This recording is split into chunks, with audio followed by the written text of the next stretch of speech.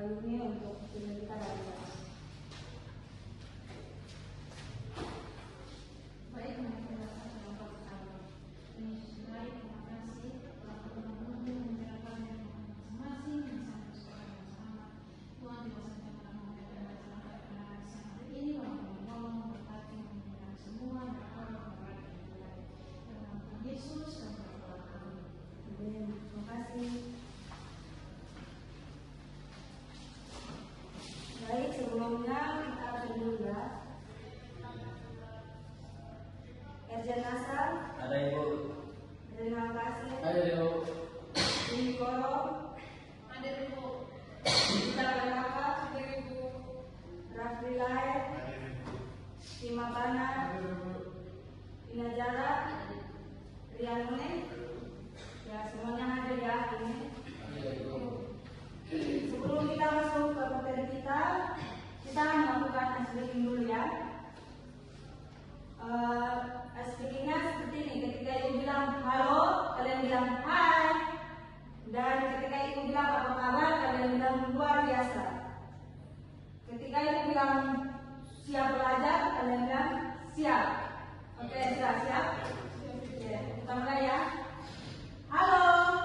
Hai. Apa kabar? Luar biasa. Siap belajar? Siap. Oke, baik. Terima kasih. Sekarang kita masuk ke materi kita ya. Materi kita hari ini tentang problem solving atau pemecahan masalah. Ada yang pernah dengar tentang materi kita hari ini? Atau ada yang tahu? Oke, baik. Jadi, apa itu problem solving? Problem solving atau pemecahan masalah adalah kemampuan seseorang untuk mengidentifikasi masalah, menganalisis penyebabnya, mencari berbagai alternatif solusi, memilih solusi terbaik, serta melaksanakan dan mengevaluasi hasilnya. Nah, mengapa problem solving itu penting? Di sini ada 5, yaitu yang pertama membantu kita untuk menyelesaikan masalah secara efektif. Yang kedua itu mengembangkan kemampuan berpikir kritis. Yang ketiga melatih mengambil keputusan. Yang keempat meningkatkan rasa percaya diri. Dan yang terakhir membantu mencapai tujuan dengan lebih baik. Dari yang berikut itu ada ciri-ciri pemecah masalah yang baik. Di sini ada 6. Yang pertama itu berpikir sebelum bertindak. Yang kedua mampu mengidentifikasi masalah. Yang ketiga mencari informasi yang lebih diperlukan. Yang keempat mempertimbangkan beberapa pilihan solusi.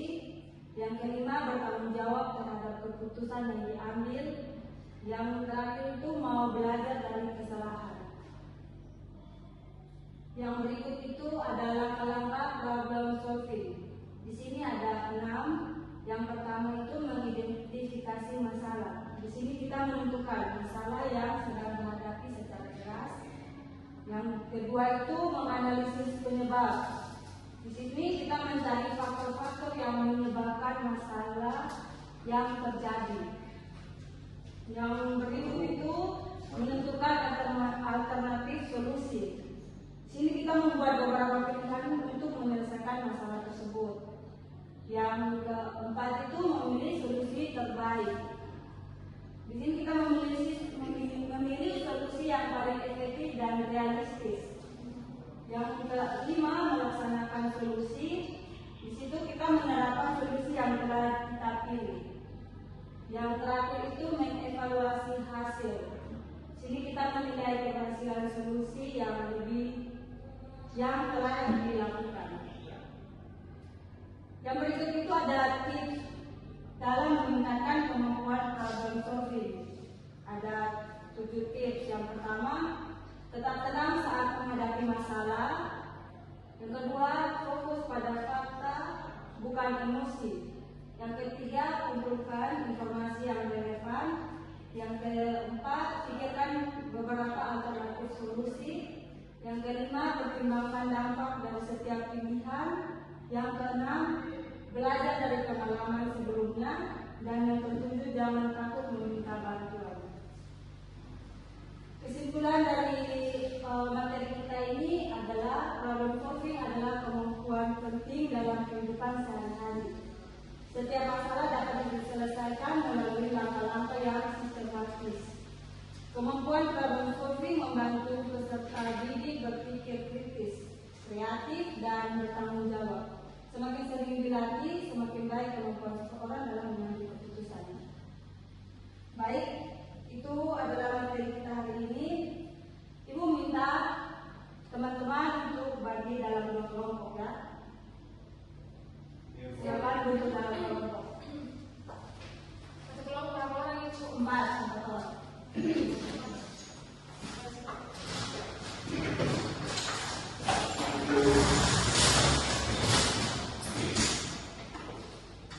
Di sini ibu punya satu contoh kasus. Di sini teman-teman akan menjawab atau mengerjakan kasus tersebut ya. Dan teman-teman yang lain nanti akan kelompok ini akan menjawab hasil diskusinya, dan teman-teman yang lain bisa nanti akan memberikan pendapat dari teman-teman.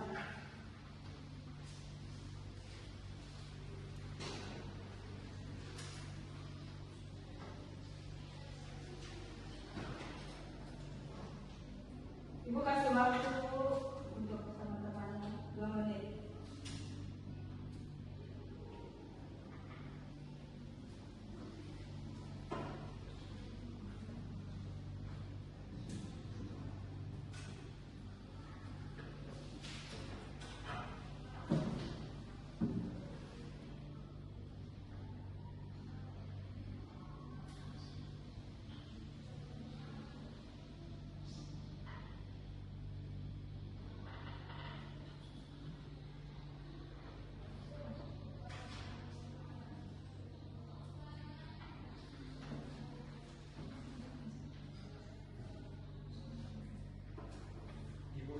Oke, baik, waktu selesai dan silakan.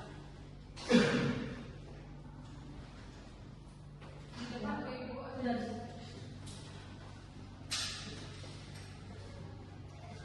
Baik, contoh kasus di sini, Andi sering terlambat mengumpulkan tugas sekolah sehingga nilainya menurun. Pertanyaan yang pertama, apa masalah yang dialami Andi?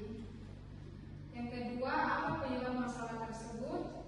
Ketiga, solusi apa saja yang dapat dilakukan? Keempat, solusi mana yang paling tepat? Dan kelima, bagaimana cara mengevaluasi hasilnya? Nah, di sini kami sudah sama-sama mendiskusikannya dan ada beberapa jawaban. Untuk soal yang pertama, apa masalah yang dialami Andi?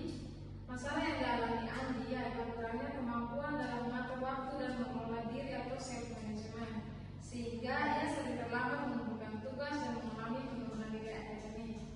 Yang kedua, apa penyebab masalah tersebut? Ada beberapa penyebab. Yang pertama, kurang disiplin dalam mengerjakan tugas. Yang kedua, sering menunda pekerjaan. Yang ketiga, terlalu banyak bermain game atau media sosial. Keempat, tidak memiliki jadwal belajar yang teratur. Dan yang kelima, kurangnya motivasi belajar. Yang berikut, pertanyaan ketiga, solusi apa saja yang dapat dilakukan? Yang pertama, membuat jadwal belajar dan jadwal pengerjaan tugas. Yang kedua, menentukan skala prioritas tugas. Yang ketiga, mengurangi waktu bermain game atau penggunaan media sosial. Yang keempat, memasang pengingat atau alarm untuk batas waktu pengumpulan tugas. Yang kelima, meminta dukungan dari orang tua, guru atau teman untuk saling mengingatkan. Yang terakhir, memberikan penghargaan kepada diri sendiri setelah berhasil menyelesaikan tugas tepat waktu. Pertanyaan yang keempat, solusi mana yang paling tepat? Solusi yang paling tepat adalah menerapkan self management dengan membuat jadwal belajar yang teratur, menetapkan target penyelesaian tugas, serta membatasi aktivitas yang dapat mengganggu konsentrasi. Dengan demikian, Anda dapat lebih disiplin dan bertanggung jawab terhadap tugas-tugasnya. Pertanyaan terakhir, bagaimana cara mengevaluasi hasilnya? Ada beberapa cara yang dapat dilakukan. memantau apakah Andi sudah melakukan tugas tepat waktu. Yang kedua, membandingkan nilai sebelum dan sesudah Andi menerapkan solusi. Yang ketiga, melihat perubahan kebiasaan belajar Andi menjadi lebih teratur. Yang keempat, melakukan refleksi mingguan mengenai keberhasilan dan hambatan yang masih dihadapi. Dan yang terakhir, meminta umpan balik dari guru mengenai perkembangan kedisiplinan dan prestasi belajar Andi. Sekian dulu presentasi dari kami. Oke, baik. Tepuk tangan dulu untuk kelompok. Baik, dari kasus tersebut, teman-teman ada ambil pesan atau pesan apa dari kasus tersebut?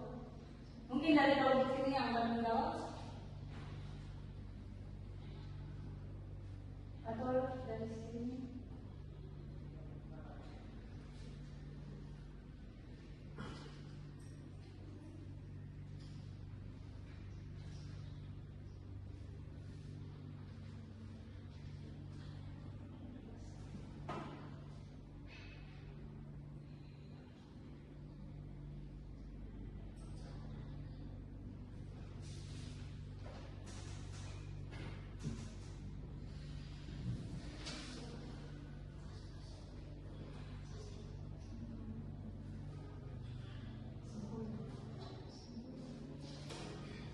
Baik Ibu, saya akan menjawabnya Ibu. Ya, baik. Silakan. Dari kesimpulan yang kita ambil di sini, kita harus disiplin belajar dan meningkatkan prestasi akademik. Oke, baik. Terima kasih. Jadi sekian dari materi kita hari ini. Dari kasus ini, Ibu punya kata-kata motivasi untuk kita semua ya. Setiap masalah adalah kesempatan untuk belajar, berkembang, dan menjadi pribadi yang lebih baik. Teman-teman, silakan posisikan duduk teman-teman.